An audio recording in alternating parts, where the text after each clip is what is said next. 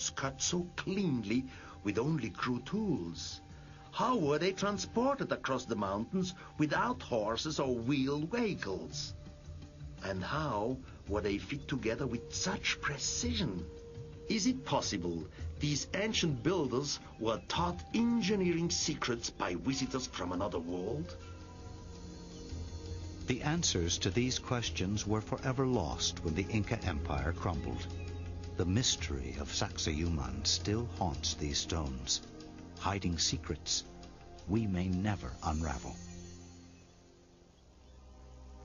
Half a world away in France, more giant stones stand in silence, yet they may be thousands of years older than the astounding creations of the Incas. Centuries ago, these megaliths were erected. The word megalith comes from the Greek, mega meaning large, and lithos meaning stone. Some of these megaliths weigh up to 300 tons. Experts are unsure who the ancient builders were who put these behemoths in place, how they were arranged, and when. Without any man-made substances attached, stones cannot be scientifically dated. Just off the coast of Brittany in northern France is a ring of stones that only deepens the mystery. There is a great deal of controversy about the age of these megaliths in Brittany. Here, we finally have some proof. These stones go into the water and underwater. In fact, there is an entire stone circle underwater. This proves that the stones were here before the water was here. And that was 8,000 to 10,000 years ago.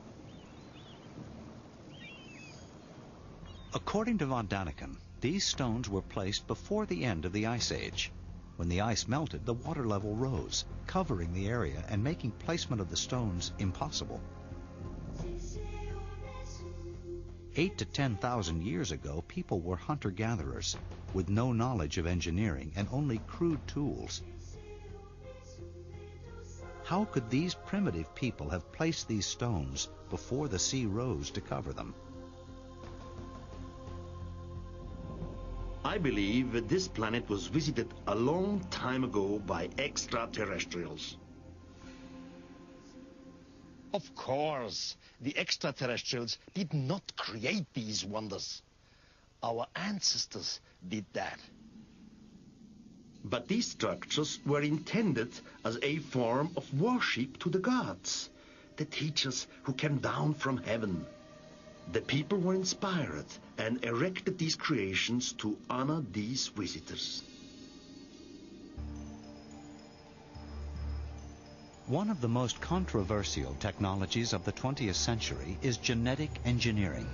The ability to manipulate life at its most elemental level offers great promise and great danger. Erich von Daniken believes there are clues in ancient Egypt only now rediscovered, which point to an astonishing mystery. Is it possible the secrets of genetic engineering were discovered thousands of years ago?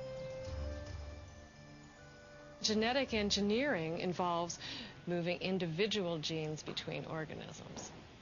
Molecular biologist Dr. Judith Lingell is experimenting with genetic engineering at the University of Southern California in Los Angeles. The purpose of genetic engineering is to take the properties conferred by a single gene and incorporate those properties then into another organism. Dolly the sheep was created through genetic engineering for commercial breeding purposes. But tampering with the building blocks of life can be frightening. Like the splitting of the atom, this is a discovery that carries burdens as well as benefits. Genetic engineering terrifies many people. In the future, genetic engineering could change the characteristics of a human being with beneficial results or with dangerous consequences we cannot even imagine. Erich von Daniken believes we have already witnessed the devastating impact of genetic engineering out of control. Luxor, one of the greatest of all ancient Egyptian cities. I believe we find clues here that genetic engineering may have been attempted thousands of years ago. All over Egypt, you find creatures like these. What is the meaning of it? Statues showing the combination of human and animal forms are common in the ruins of ancient Egypt. Legends say it was 11,340 years ago that the gods descended from heaven.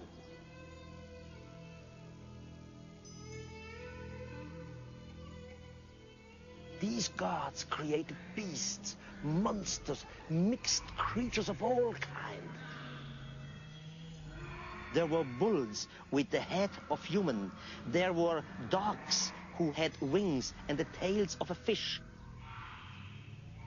They were created by the gods, and the gods were the teacher from heaven, and the teacher from heaven were nothing else than the extraterrestrial.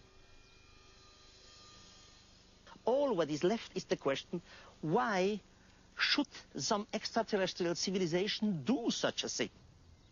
We know from our little space knowledge that there are planets which are maybe hotter than the Earth or cooler than the Earth. So maybe you need a creature which is intelligent, as we are, but has a different body to resist heat or to resist the cool or whatever. So they used our existing genetic material.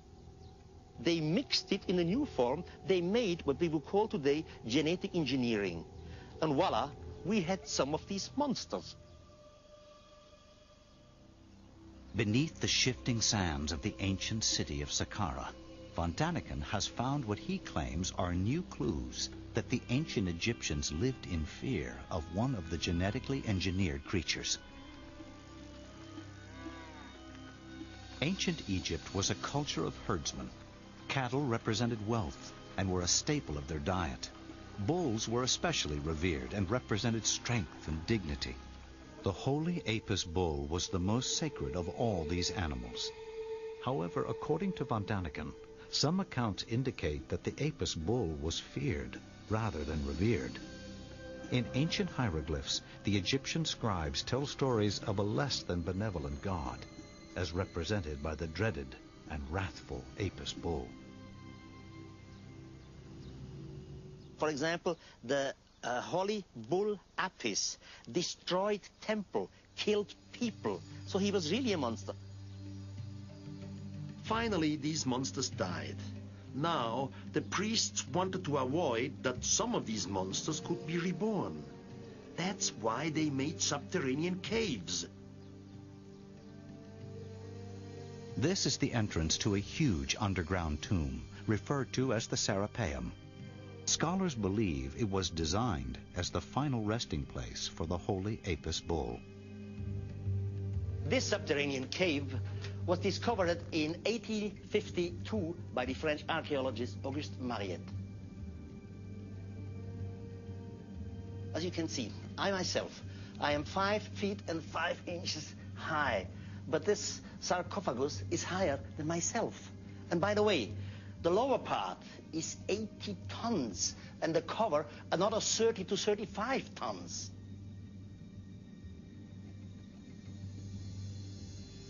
The archaeologists expected to find mummified bulls. But when the cover was taken away, inside was a mass of asphalt with thousands of teeny broken bones. What a mystery. It was normal in ancient Egypt to mummify everybody so that he could be resurrected, that he had a new life, an afterlife. But to have an afterlife, the whole body was needed. Why not in this case?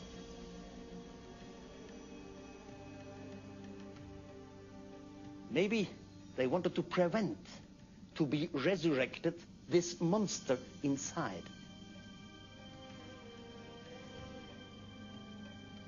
No bones were ever discovered in the Serapeum that have been identified as the bones of a bull. Scholars are undecided on the exact nature of the remains that were found there. Whatever it was, was not mummified in the way Egyptians preserved creatures so that they could live again. Perhaps the Apis bull was a gift from the gods that the ancient Egyptians wanted to be forgotten. I'm standing in the plain of Nazca. It looks like an empty desert, like nothing, but it's not. The real mysteries of the plain of Nazca can be seen only from above. These enormous etchings in the desert floor are believed to have been made between 200 BC and 800 AD. Some of these strange lines are more than 15 miles long. Now, a new mystery has come to light. I have just discovered something new and incredible about Nazca. This strange figure has confused experts for a long time. It's not like any of the other figures on the desert floor. What purpose might be served by such an elaborate pattern? Although there is no agreement, some experts believe that the lines and figures were used in religious ceremonies or were part of a giant astronomical calendar. My interpretation relates back to the idea of a cargo cult. I believe the ancient Nazcans saw some kind of a spaceship land. The vehicle left a mark on the desert floor. When the extraterrestrials returned into the sky, the Nazcans wanted them to come back. So they recreated the strange markings to lure the visitors back to Earth. The complicated geometry contained in this massive engraving reminds me of some kind of navigational beacon which would guide the extraterrestrials back to Earth. So far, it hasn't worked. Maybe someday it will, and the visitors from another world will land once again on the timeless plain of Nazca. The lines and figures of Nazca have drawn researchers for decades. Though no single explanation has evolved, the mystery remains a tantalizing challenge, open to all. When? Without any man-made substances attached, stones cannot be scientifically dated. Just off the coast of Brittany in northern France is a ring of stones that only deepens the mystery.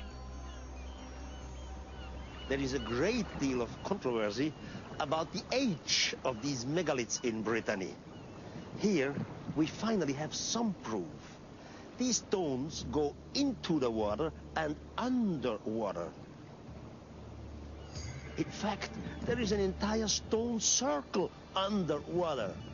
This proves that the stones were here before the water was here. And that was 8,000 to 10,000 years ago. Stones cut so cleanly with only crude tools. How were they transported across the mountains without horses or wheeled vehicles? And how were they fit together with such precision? Is it possible these ancient builders were taught engineering secrets by visitors from another world? The answers to these questions were forever lost when the Inca Empire crumbled.